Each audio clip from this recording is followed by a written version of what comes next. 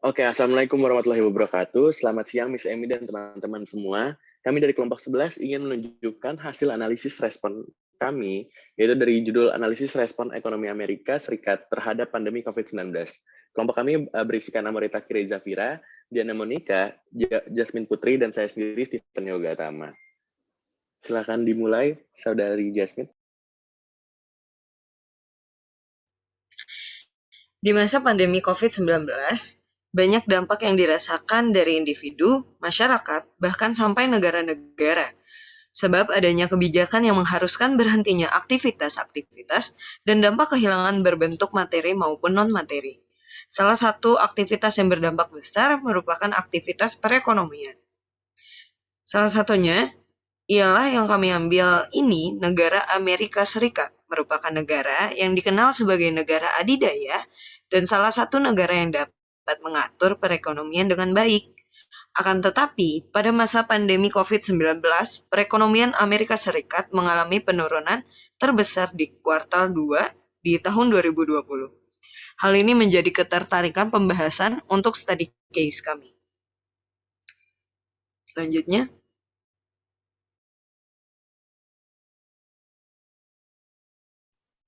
Baik, selanjutnya masuk ke dalam data real. Tercatat bahwa pertumbuhan ekonomi Amerika Serikat mengalami minus sebesar 32,9% berdasarkan data awal Departemen Perdagangan Amerika Serikat yang dirilis pada tahun 2020.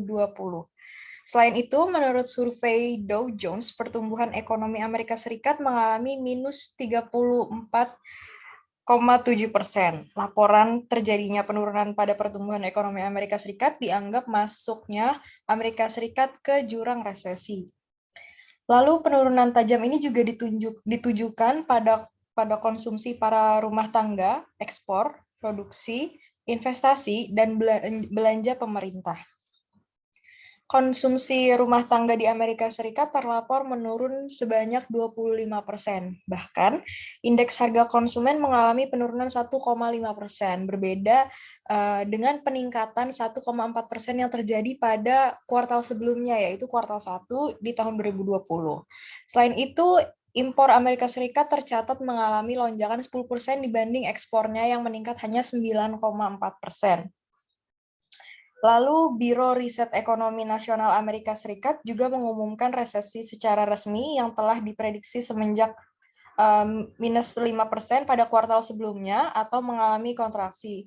Nah, perusahaan yang ada juga terlapor memangkas 22 juta karyawan sejalan dengan mengendalikan penyebaran COVID-19 ini.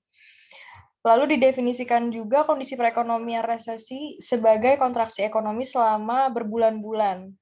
Nah, Bank Dunia memperkirakan ekonomi Amerika Serikat minus hingga 6,1%. Akan tetapi, perkiraan tersebut bersifat tidak pasti dan memiliki kemungkinan besar untuk mengalami resiko penurunan.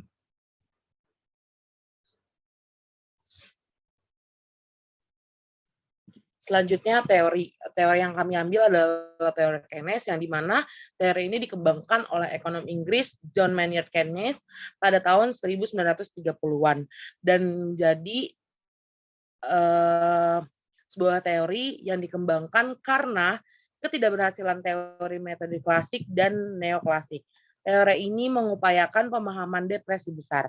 Anjurannya dalam teori ini meningkatkan pengeluaran pemerintah dan menurunkan pajak. Tujuannya merupakan menarik permintaan beserta ekonomi untuk keluar dari depresi. Pengertian dari Keynes teori ini sendiri adalah teori ekonomi yang membahas tentang pengeluaran total dalam perekonomian dan pengaruhnya terhadap output serta inflasi, termasuk permintaan agregat seperti jumlah pengeluaran dalam rumah tangga, bisnis, dan juga pemerintahan. Mengapa? Karena aspek-aspek itu juga kekuatan atau pendorong pertumbuhan ekonomi di suatu negara. Intervensi pemerintah boleh dilakukan jika mekanisme pasar ekonomi mengalami kegagalan. Keynes teori ini juga berfokus pada penggunaan kebijakan pemerintah yang aktif, yang dimana digunakan untuk mengelola permintaan agregat untuk mengatasi atau mencegah resesi ekonomi negara. Kelemahan dari teori ini adalah salah satunya ketika hubungan pemerintah dan swasta mengalami kerenggangan atau tidak akur, maka pasar yang paling menguasai adalah pemerintah itu sendiri. Yang dimana nantinya swasta tidak bisa lebih mengekspresikan kreativitasnya karena terlalu dibatasi. Maka sangat diharapkan teori ini berjalan dengan baik agar pemerintah dan swasta hubungannya baik pula dan akan terjadinya permintaan agregat yang tinggi. Selanjutnya,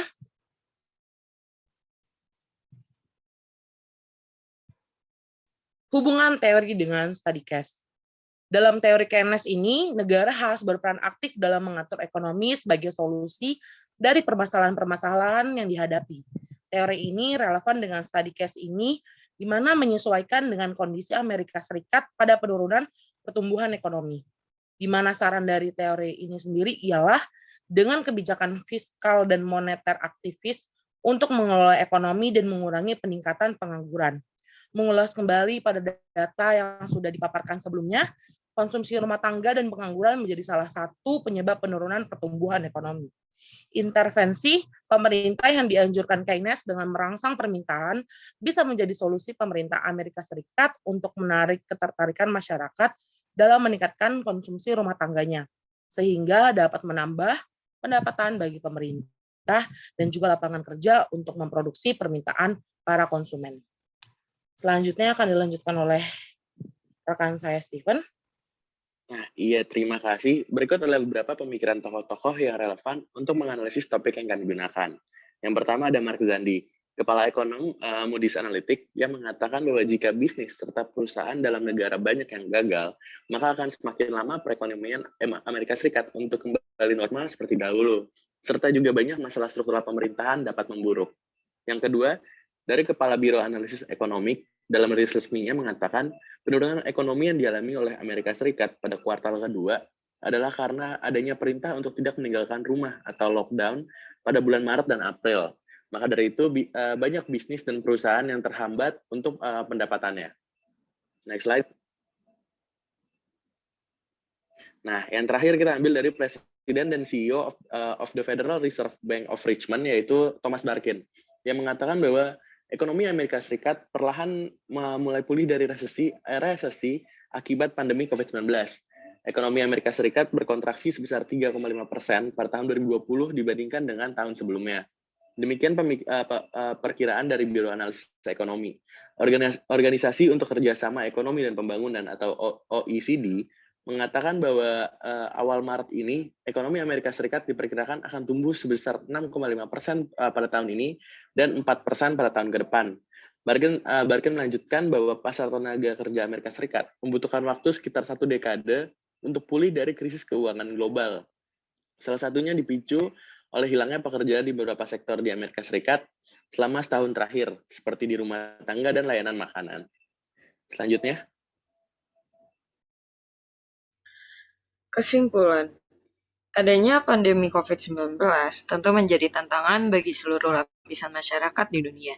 Di situasi pandemi COVID-19 ini sudah tentu menjadi tantangan bagi para pemerintah bagaimana menyelamatkan berbagai macam aspek untuk negaranya termasuk dalam bidang kesehatan maupun populasi masyarakatnya, serta ekonomi guna mendukung berjalannya kelancaran kebutuhan negara dan masyarakat. Amerika Serikat sendiri yang dikenal sebagai salah satu negara yang dapat mengatur ekonominya dengan baik pun berjuang untuk memulihkan negaranya dalam sektor ini. Meskipun pandemi COVID-19 melanda Amerika Serikat secara dahsyat dan sempat mengalami penurunan dalam bidang ekonomi, tetapi Amerika Serikat tetap menunjukkan bahwa mereka mampu untuk survive di masa pandemi ini. Selanjutnya akan saya serahkan kepada Saudara Steven. Baik, terima kasih. Berikut adalah presentasi dari kelompok kami. Maaf jika ada kesalahan dalam kata-kata.